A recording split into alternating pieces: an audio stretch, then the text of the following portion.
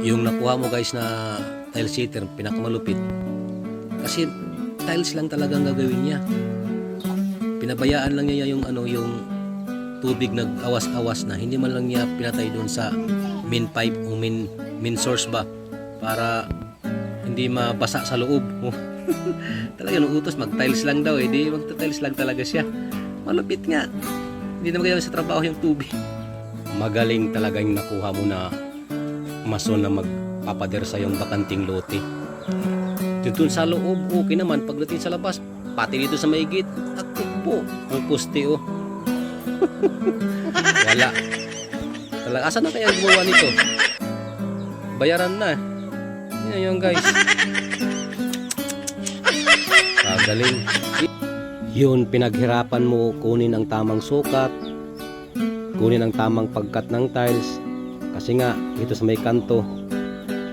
Ngayon, nilalagay mo na. Pagka maayo na lang, nabaliktad pagod. Basagin na lang. Ay na lang. Total, 3 naman daw kayo. Hindi na muna kailangan na gumawa pa ng tukod para sa iyong andamyo. Para ikaw na lang mag-isa doon ng akyat pag ayos ng ilaw. Ano nangyari sa'yo bro? Nasobrahan ka siguro sa kape no? Kaya nagkagayan. Kalain mo yun, nung dagat ililibil, ano niya kung libil ba o hindi.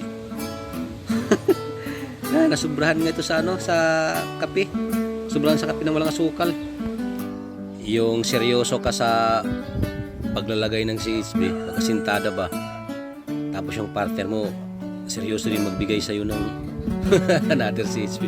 Ang problema lang, kung saan mo ni pinaglagyan, doon din siya kukuha. Ganda pa naman sana, swak na swak, kumpleto. Tapos, balik sa umpisa pala.